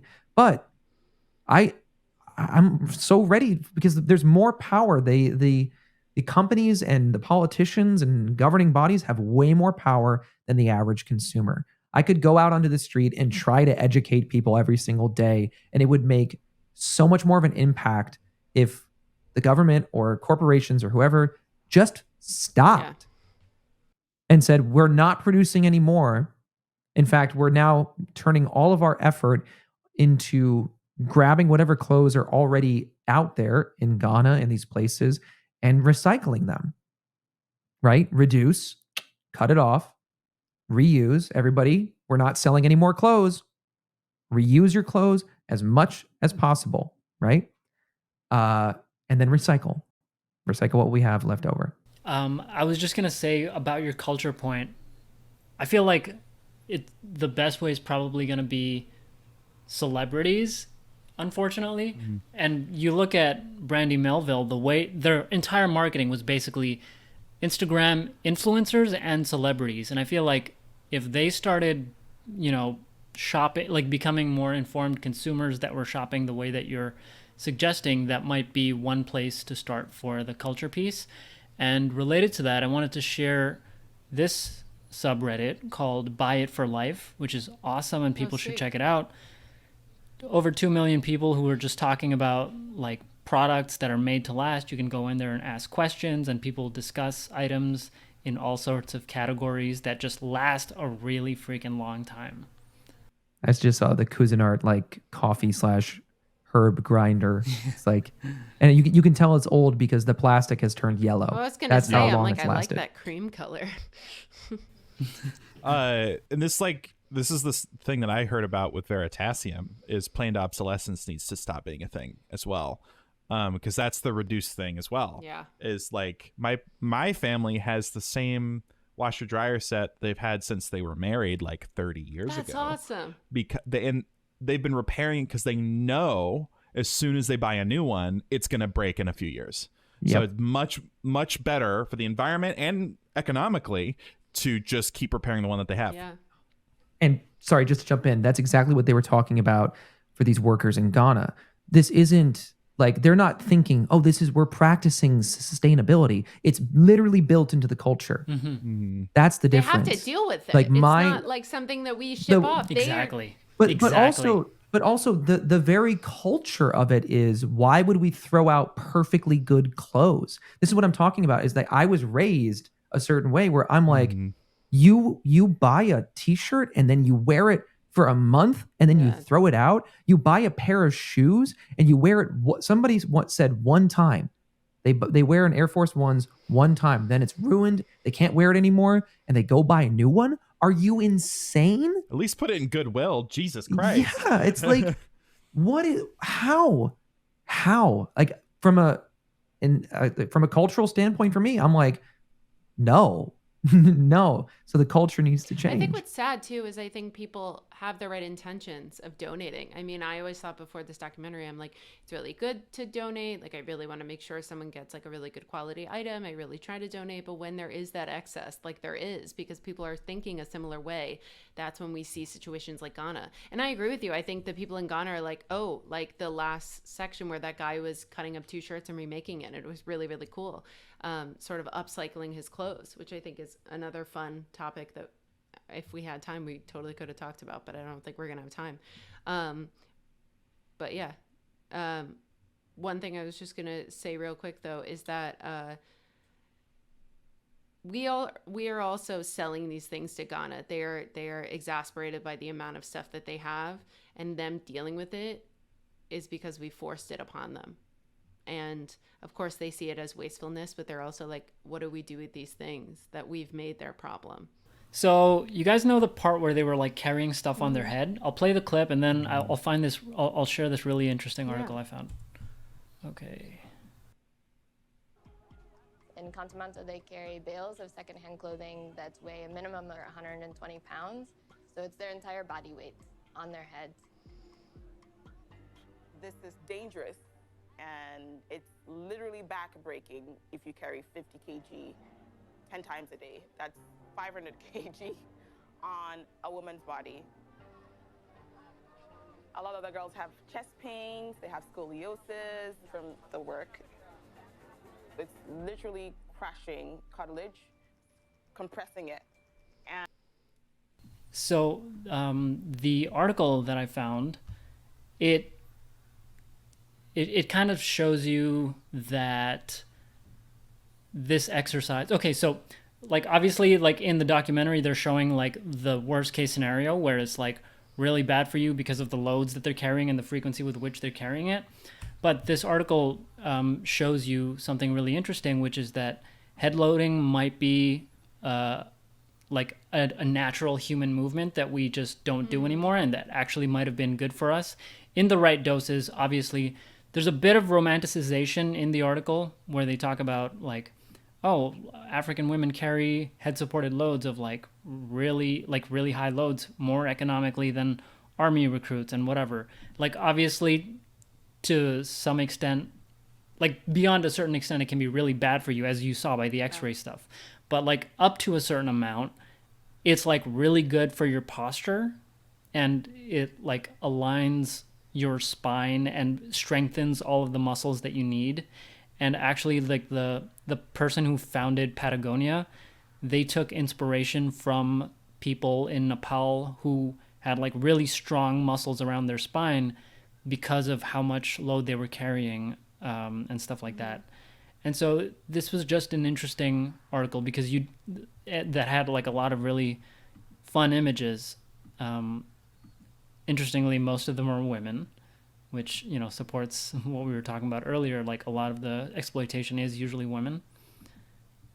But yeah, it's a good fitness exercise in the modern day for people who don't have to deal with backbreaking stuff in their day-to-day. Not 120 pounds.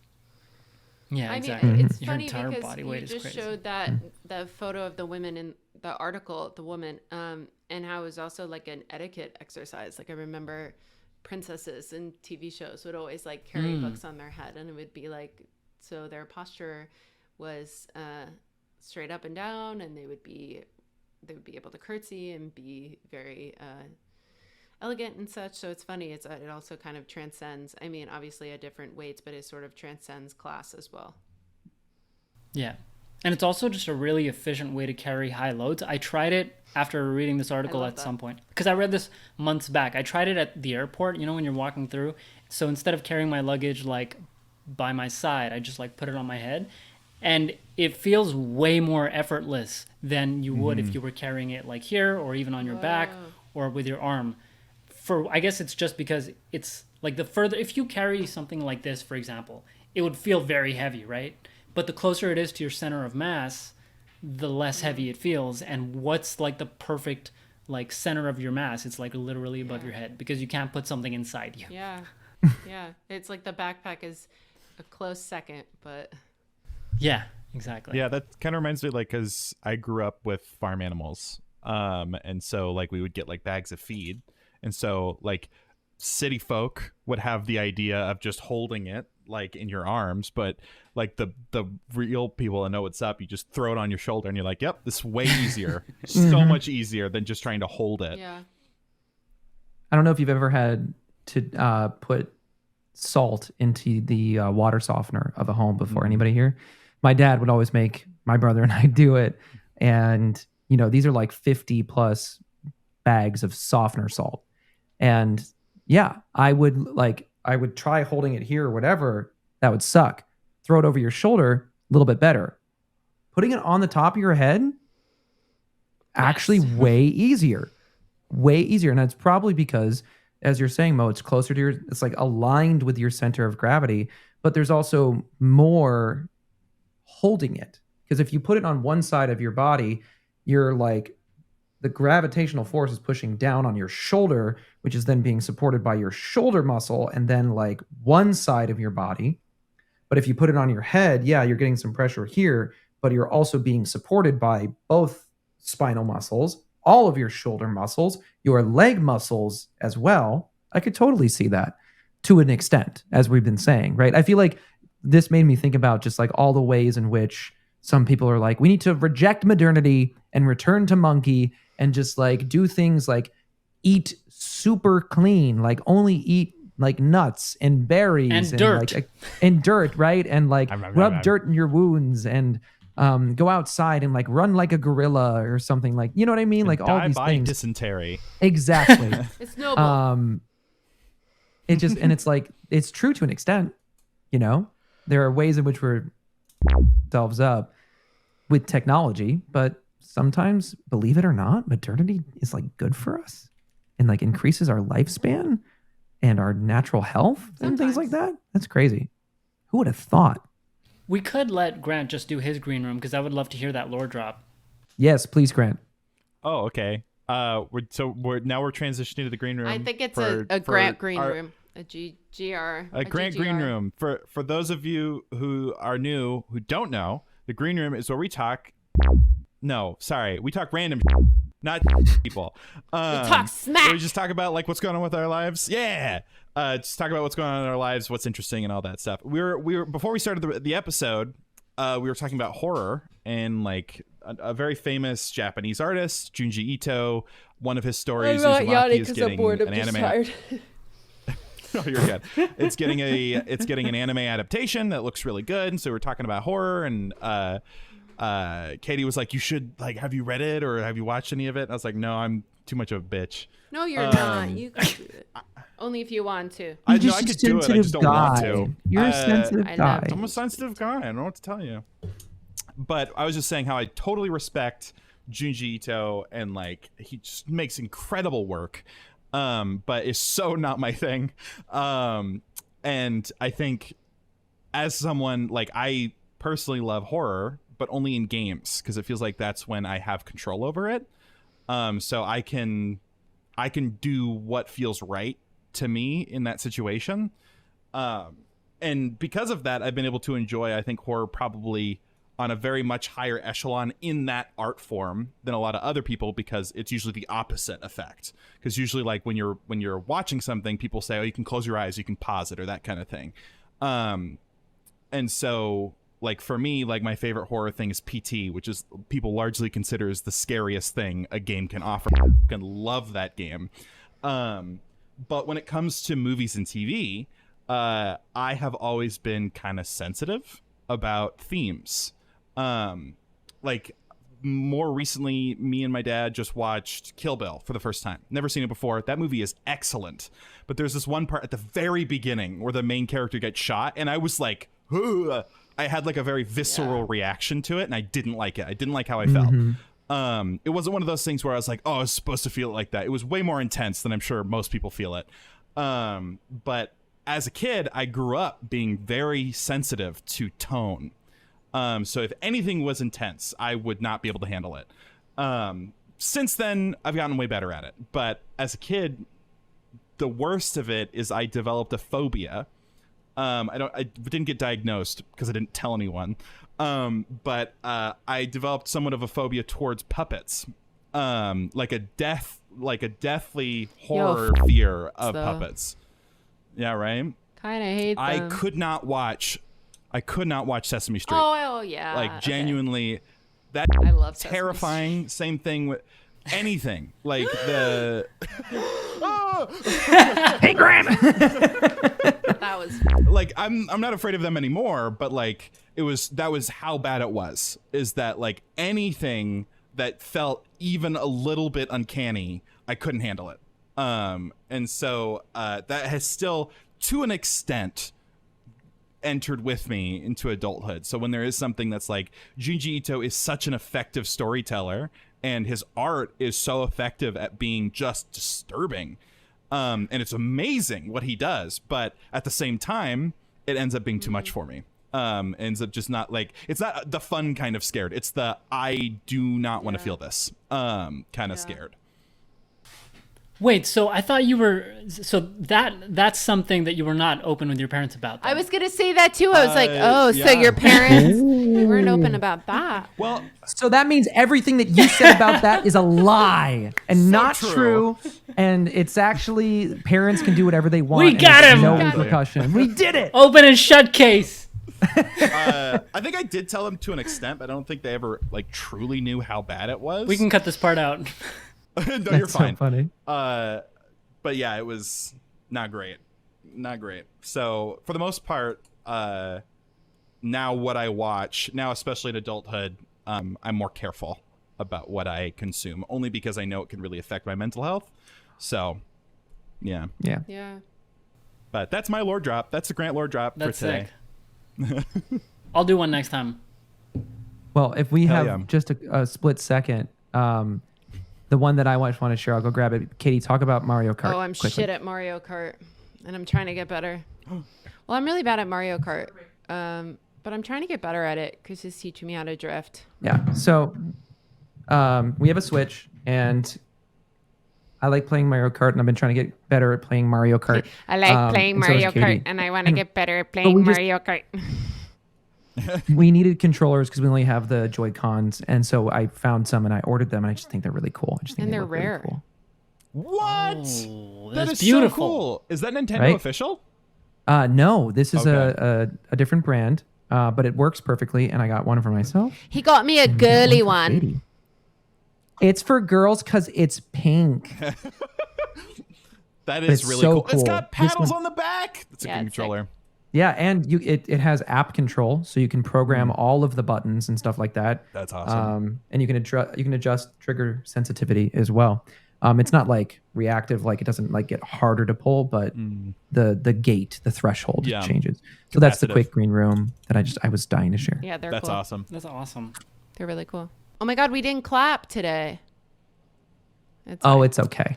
all Doesn't right. matter. It's too late. Wait, did you? Oh no, I'm on the old one. Shit, I'm on the one for next week. I don't need to be on That that. was just for you, Grant. That was Thanks, just man. for you. Jen, is it weird that it made me just want to like see you guys in person? Just exactly what you just did. I was like, I want to hang out with you in person. I know it's been way too long since we've all seen each other in person. And that's a wrap. Let us know your thoughts in the comments. And leave us a thumbs up if you like this Before we episode. say goodbye, check out the description to know what we're watching next. Thanks for hanging out. All right, I'm gonna do the disclaimer again. Bye. Sorry, I messed up Oh. the bye. Okay, didn't let's get say to the say goodbye. let's do the bye. Bye. Bye. Bye. Bye. Bye.